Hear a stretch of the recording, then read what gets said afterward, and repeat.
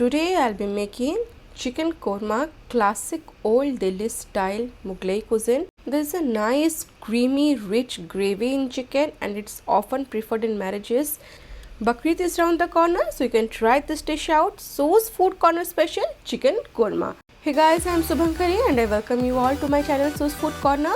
I hope you all are doing great in your lives, and if you are new to my page, do subscribe to my page and do not forget to tap the bell button. And thank you all for loving my channel so much and liking my videos so much. Let's begin with this awesome recipe. For this korma, I need some fried onions or birista. For that I have heated oil in medium high flame and 4 medium sized onions I have taken, sliced them thinly, and this goes into this oil. And a pro tip for a nice fried onions for biryanis or korma is that the onion should not be over fried. If the onions are over fried, the gravy color changes drastically. So onions should be somewhat similar to light golden. This is the color that it should be, because obviously it has some post cooking tendency. So once we drain them out, they will change color a little bit. So this is the color that we want, perfect golden brown crunchy onions. I'll just show you once it cools down. And some spices here I have. So basically 2 sets of spices I'll tell. First is for tempering. 1 black cardamom I have taken, 2 cloves, 5 black peppercorns, 4 green cardamom and 1 inch of cinnamon sticks. These will be used whole initially. Apart from that, we'll make a korma masala, korma spice mix. For that I have here seeds of 3 green cardamom, not the outer layer, only seeds.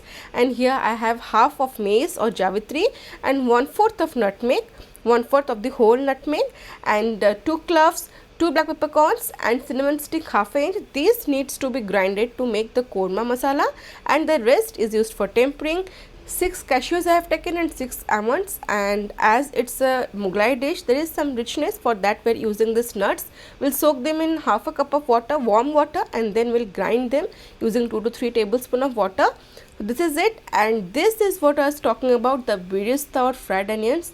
Look how they have turned out, perfectly crunchy, and I'll just show you how crunchy they are. So this is the perfect fried onions that we're gonna need. We'll keep them aside and crush them and use it later. And for chicken korma, I have 1 kg of chicken, little bit large pieces. Ginger paste 1 tablespoon, garlic paste just double, that's 2 tablespoon. So this goes in, and here I have curd or dahi around 2 tablespoon. This goes into marination of this chicken. And coriander seeds powder I have 1 tablespoon, or dhania powder, and 2 types of red chili. Every time I mention that. So this is the basic difference. The Kashmiri red chili has a nice bright color, and the normal red chili has a little dull color, but it's high on spice level. 1 tablespoon of the normal red chili powder and 1 teaspoon of the Kashmiri red chili powder goes in, and salt I have added here 2 teaspoon. Now this chicken needs to be nicely mixed with all these condiments, and then I'll keep it for around 1.5 hours in fridge, not freezer. So this goes for around 1.5 hours, and this marination gives a very nice flavor to our korma. So this is it. It is looking lovely, and that's because of Kashmiri red chili powder that we have used, that gives a very vibrant color. So this goes in my fridge for around 1.5 hours. And to make this chicken korma, normally in Old Delhi the deg is used, a big large pot, but here I have used the normal handi. It's my pressure cooker handi that I'll be using. And I'll first add 3 tablespoons of clarified butter or ghee and 3 tablespoons of the onion oil. So this combination I'm using. So first I am adding bay leaves too, and all the whole spices that I had mentioned earlier. This goes into this ghee and oil combination. This gives a very nice flavor, because all these whole spices will release the essential oil in this ghee and will give a very nice aroma once they are tempered for around 10 to 15 seconds. To this I'll add the marinated chicken, and now in high flame, increase the flame to highest, and the chicken goes in. Do not decrease the flame at this stage, otherwise the chicken will release all its juices in this oil. We don't want that. So make sure you cook this chicken in high flame so that the chicken sears the outer layer and all the juices, moisture will be packed inside. So just stir it for a minute and then leave it on high flame, in open high flame, so that this chicken will get nicely seared. So it will take around 3 to 4 minutes, because the chicken will take time to seal its outer cover. And see, after 4 to 5 minutes this chicken is nicely seared. There is no moisture left at the base of this handi or the vessel. You can see it's clear, only the oil is left and some spices. So this is what I was talking about. If we had done this same procedure in low flame, the result would have been entirely different. The chicken would have released this moisture, it would have been soggy, and it would have never fried in this way. So after 5 minutes, this is looking just perfect to me. So at this stage, I'll add desiccated coconut powder around 1 tablespoon. This goes in, that gives a very nice flavor to korma. Now again give it a mix. At this stage now, this needs to be covered and cooked for more 5 to 6 minutes on high flame. The only difference is that the lid is on. So after 5 to 6 minutes on high flame, this is the result. You can see the chicken is completely dry now. It's perfectly roasted.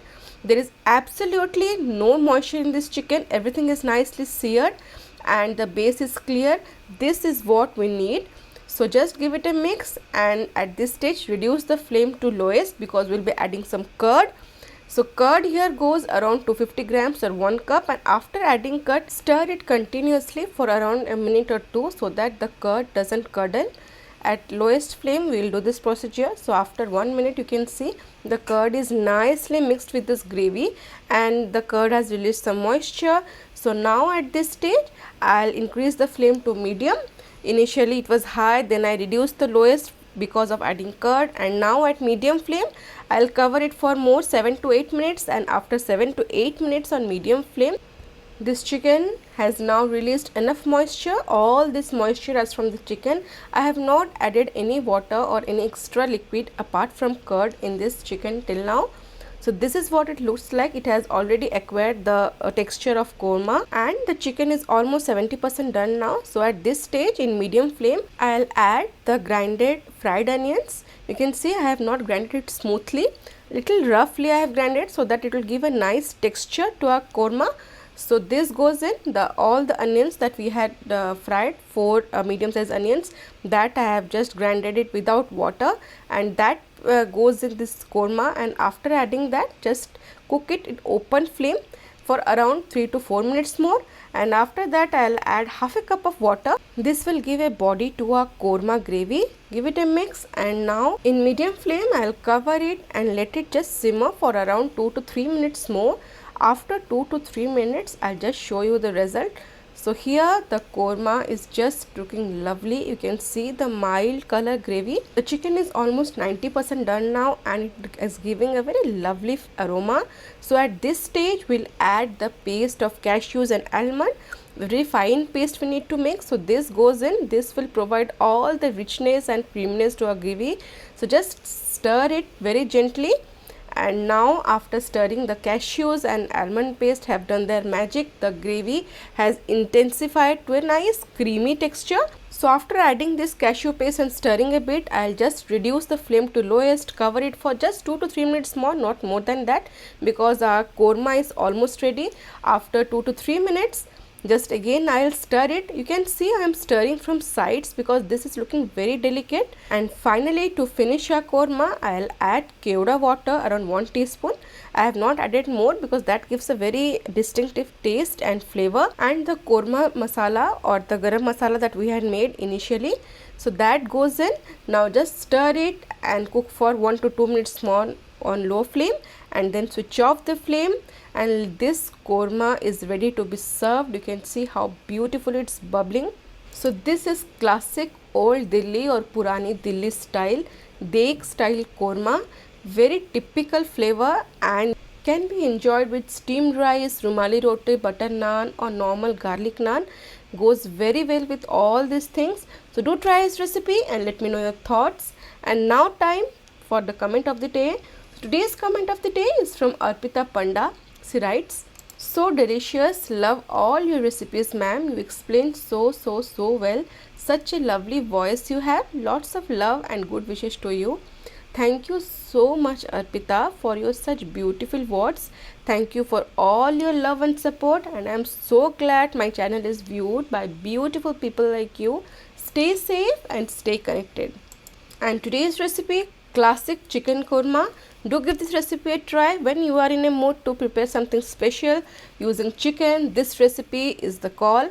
Try this out and let me know your thoughts, and if you have liked the video, do give it a thumbs up, share with your family and friends, and do not forget to subscribe to my page. See you in next video. Till then, stay safe, love life, and happy fooding.